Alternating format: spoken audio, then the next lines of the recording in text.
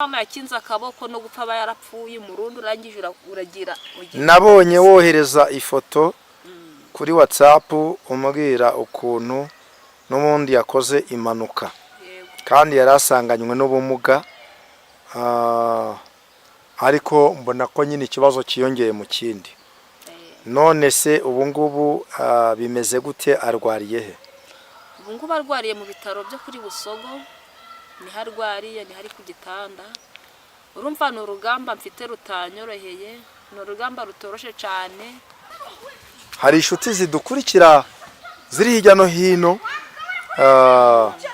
kandi izo nshuti ni Imana yaziduhaye cyane izo nshuti ni Imana yaziduhaye nigeze mubwira abantu ndababwira ngo hari igihe Yesu gukuraho inshuti zitari iz'umumaro akaguha inshuti z'umumaro none izo nshuti ziri hirya no hino numva watubwira uko umurwayi ameze wakumva yagusayidira nibura ukaba wabona n'ifu y'igikoma hari benshi ndabizi ujya usengera ariko iyo ufite umurwayi nka kuriya ntabwo ububohotse ariko uko biri kose habonetse ubufasha abantu bakagufasha nibura inzitizi zikavaho wakomeza umurimo wawe wo gusengera abantu no kuvuga ubutumwa ibyo kurya ntabwo ari kubibona n'amafaranga yo kugura imiti hari imiti bari kujya barandika ngo tujye kwishaka muri farumasi kwa muganga ntayihari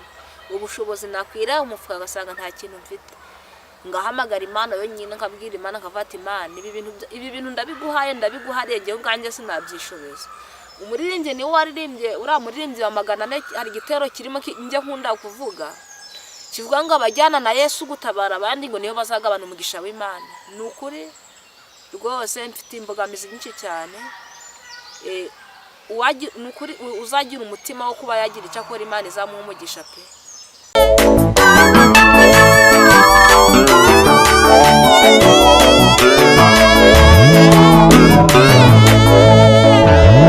Mahoro y'Imana bene data shuti z'umusaraba wa Yesu Kristo aho muri hose torero ry'Imana turabashuhuje ineza y'Imana ubuntu bw'Imana bube muri mwe ye mwumva kuri mikoro ni Munyarubuga Vedaste imbere twafite umukozi w'Imana abeshi muzi ariko mbere yo kugira icyo tuvuga dushuhuje abakunzi bacu bari hirya no hino mu turere dutandukanye tw'igihugu cyacu cy'u Rwanda dushuhuje abari mu bihugu biri kuri uyu mugabane wacu wa Afrika abadukurikirana aho muri hose turabashuhuje ari abari ku yindi migabane Amerika Australia Uburayi mwese tubifurije umugisha w'Imana amahoro y'Imana tubifurije kuzabona umwami Imana kuri urya munsi ubwo Bibiliya itubwira ko ibitabo bizabumburwa umwami twizeye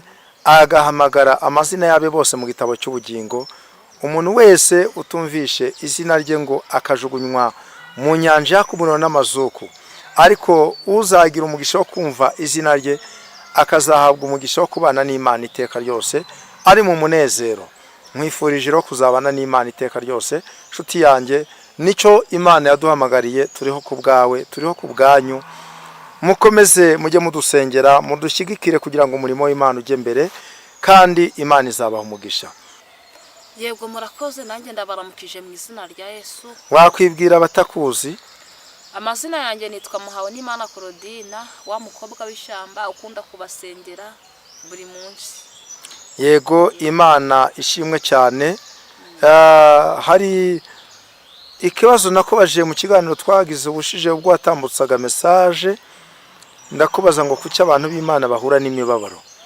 ariko muri iyi minsi mfite amakuru akomeye cyane ko n'ubundi nawe ufite ibibazo ntawe udafite ibibazo ariko mu by'ukuri hariho igihe umuntu yinjira mu gihe cy'ijoro ijoro rikaba ijoro ry'icuraburindi ko numvishe ko murwaye bimeze bite nagize ikibazo kinkomereye cyane mukecuru aherutse kugenda abaguye mu imanga hasi mu cyobo kinini cyane, mbese n'Imana yakinze akaboko no gupfa aba yarapfuye, umurundi urangije uragira. Nabonye wohereza ifoto kuri WhatsApp umubwira ukuntu n'ubundi yakoze impanuka kandi yari asanganywe n'ubumuga, ariko mbona ko nyine ikibazo kiyongeye mu kindi. None se ubu ngubu bimeze gute, arwariye he? Ubu ngubu arwariye mu bitaro byo kuri Busogo, niho arwariye, niho ari ku gitanda. Urumva ni urugamba mfite rutanyoroheye, ni urugamba rutoroshe cyane. Ndi gusenga Imana yo mu ijuru ngigira icyo inkorera, kubera yuko njye kubyishoboza ntabwo nabishobora. Ati ni urugamba rutoroshe cyane, mbona kubyishoboza n'ubundi njyewe ntabyishoboza.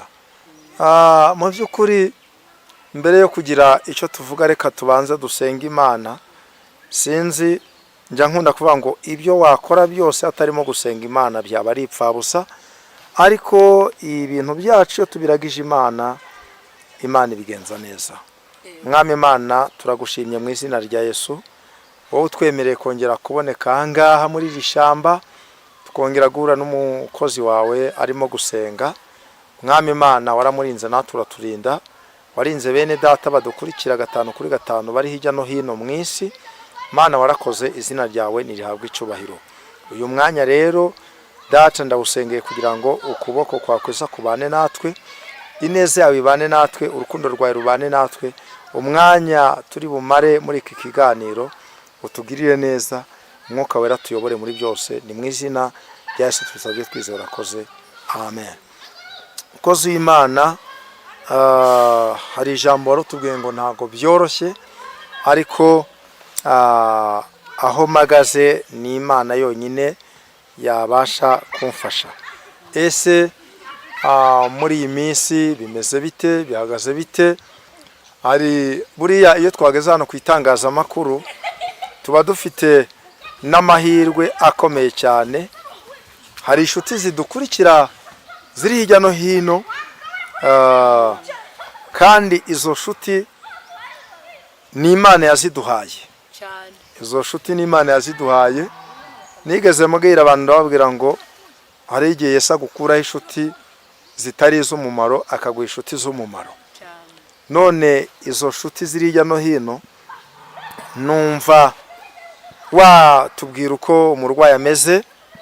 N'ubundi hariho n'igihe umuntu agira umugisha da akabona n'ubundi umuntu amufasha amaboko, akaba yabona umuntu wo kugufasha, akaba nibura yakohereza n'ifu y'igikoma yo gufasha umurwayi, akaba yagira icyo agufasha. N'ubundi niba byoroshye buno no mu bitaro ubusanga bagukarikira, ugasanga n'ubundi ni ibibazo. Umuntu ufite umurwayi abakeneye byinshi.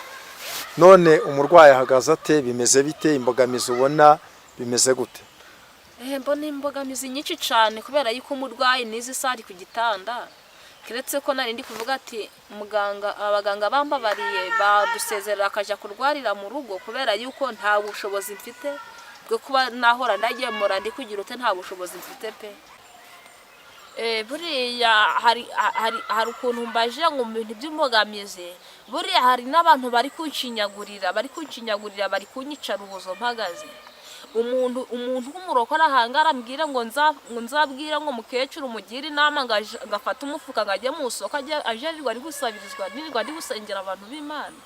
Ico kintu cyambabaje cyane, nagize agahinda n'umubabaro, numva ndihebye ngiye kure cyane. Niyo mpamvu abantu bazabona ntanatuje pe, ntabwo ntuje kubera ico kibazo. Nje mbwira umubyeyi afata umufuka aje gusaba mu soko. Abantu bashinyagura ntabwo babura mu gihe cy'ibibazo, mu gihe cy'ibigeragezo. Abantu nk'abo ntabwo bajya babura, gusa nyine Imana itabura uko ibigenza. Turizera tudashidikanya yuko inzira zayo zirenze igihumbi. Kandi hari imodoka nigeze mbona banditseho ngo warasenze uburiki. Ubundi iyo tugeze aho ngaho twe turapfukama tugasenga, Imana igakora ibyayo. mbese byumvikane yuko ubwo aracyarwaye ntabwo yari yakira, aracarwaye. ariko ukareba ugasanga ubushobozi bwo kuba mu bitaro ntabwo, Yego, ugahitamo kuvuga uti yaba atashye nibura akarwarira mu rugo. yego. None se mukozi w'Imana ko ndi kubona tugusanze hano mu ishyamba usenga, ubwo ninde waba urwajije uwo murwayi? Hari umuntu w'umugira neza baturanye, namubwiye ngo abamumbereyeho njya gusenga Imana, kubera yuko amakuru menshi tuyakura mu ijuru. Imana niyo iduha amakuru, kuko iyo ntasenza ntabwo abona ibyo kurya, n'izo mboga ntiyazibona. Ni ukubera gusenga nyine, mba naje gusenga Imana, ndi kwinginga Imana ngira icyo yankorera. Utimba naje gusenga Imana kuyinginga kugira ngo igire icyo yankorera, kuko iyo nasenze ni ukuri na dodo ntizaboneka. Hari ijambo Yesu yavuze, aravuga ngo ku munsi w'amateka azarobanura intama mu ihene, ngo kandi ngo intama zizajya iburyo bw'Imana ariko ihene zijye ibumoso. Ngo azabwira intama zizaba ziri iburyo bw'Imana, azibwire ngo ni mwebwe Data yahaye umugisha uhereye ku kuremwa kw'isi, kuko nari shonje muramfungurira, nari ndwaye muransura, nari mu nzu y'imbohe muza kundeba. Ngewe nk'umunyamakuru Imana yagiriye ubuntu nkaboneka hano ku Makuru y'Ijuru TV, ntacyo mfite nakumarira, ariko nanone Imana yaduhaye abantu. Ngewe numva nta bintu byinshi, ahubwo mu magambo makeya uwakumva yagusayidira nibura ukaba wabona n'ifu y'igikoma. Hari benshi ndabizi ujya usengera, ariko iyo ufite umurwayi nka kuriya ntabwo uba ubohotse. Ariko uko biri kose habonetse ubufasha, abantu bakagufasha, nibura inzitizi zikavaho, wakomeza umurimo wawe wo gusengera abantu no kuvuga ubutumwa, kandi ni ukuri izina ry'Imana rigahabwa icyubahiro. Rimwe na rimwe Imana ijya ivuga ngo izadutabara, ariko ntabwo izadutabara inyuze kuri ibi biti, ntabwo izadutabara inyuze kuri aya mabuye. Imana izangirira neza inyuze kuri wowe, Imana izasubiza icyifuzo cyanjye inyuze kuri runaka. Niyo mpamvu rero uyu mwanya ni ukuri ngeze icyifuzo, nyamara kumva ko uyu mubyeyi wari usanzwe n'ubundi arwaye nta buzima, yaje guhura n'ikibazo cyo kuvunika bikomeye cyane ndetse no gukomereka bikomeye cyane. Numvishe rwose uyu mukozi w'Imana ufite uburyo bwo kuba yagira icyo amufasha, ariko umurwayi akava mu bitaro, ni ukuri yamufasha kandi Imana yamuha umugisha. Umukozi w'Imana urebye, nakubwiye ngo urebye nk'imbogamizi ufite, ese urabona habura ibiki? Numva iyo turi hano ku itangazamakuru hari igihe uba ureba ukavuga uti uko biri kose kwa muganga wenda baranca amafaranga ariko sindi kuyabona, ukareba ukavuga uti uko biri kose ibisabwa kwa muganga ntibiri kuboneka. Ni wowe ubizi, ariko twebwe tuba turi imbere y'abantu nibura kugira ngo n'uyu muntu nabyumva ufite umutima w'impuhwe abashe kuba yagira icyo akora. Hari imbogamizi nyinshi cyane, n'ibyo kurya ntabwo ari kubibona. Ibyo kurya ntabwo ari kubibona, n'amafaranga yo kugura imiti, hari imiti bari kujya barandika ngo tujye kuyishaka muri farumasi kwa muganga ntayihari. Ubushobozi nakwira umufuka agasanga nta kintu mfite, ngahamagara Imana yonyine, nkabwira Imana nkavata Imana ibi bintu ndabiguhariye, njyewe ubwanjye sinabyishoboza.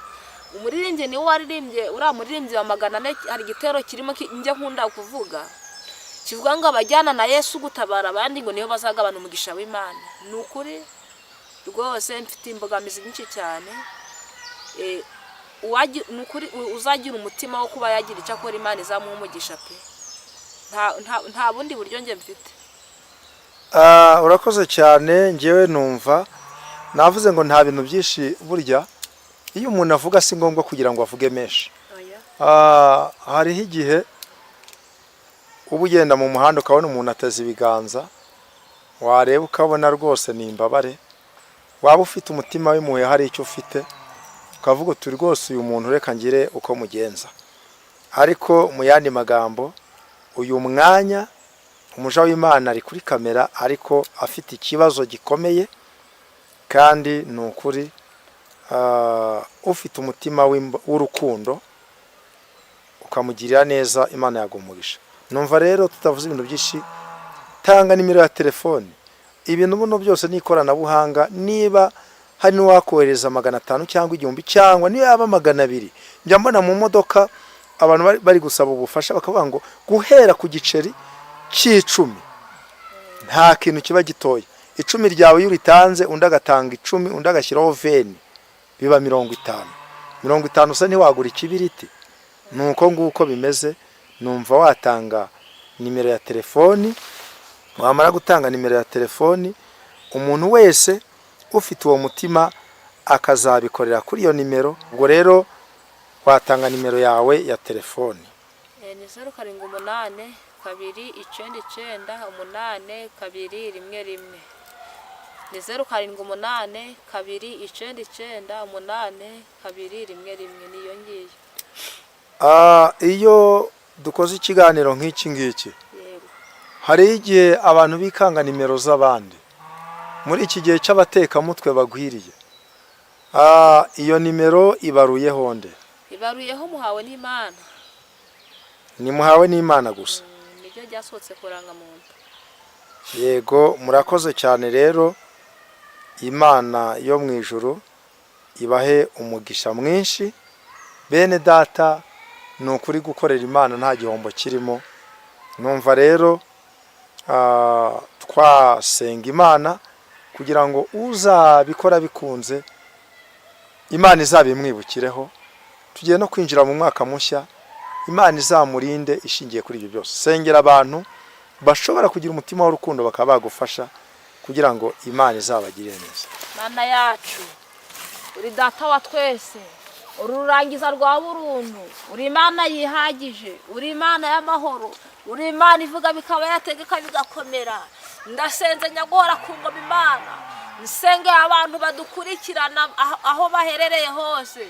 Ndasenze kugira ngo uriya mwaka tugiye kwinjiramo uzababera umwaka w'umugisha nk'uko wabivuze, uzababera umwaka w'ibisubizo, kubera yuko ushoboye byose. Izina ryawe nirihabwe icyubahiro. Ndasenze nyagora ku ngoma Imana, gumye dushigikire twese. Izina ryawe nirihabwe icyubahiro. Urakoze kuri Imana yumva gusenga, urakoze Kristo, urakoze kubyumvishe, kandi urakoze kubikoze ku bwa Yesu.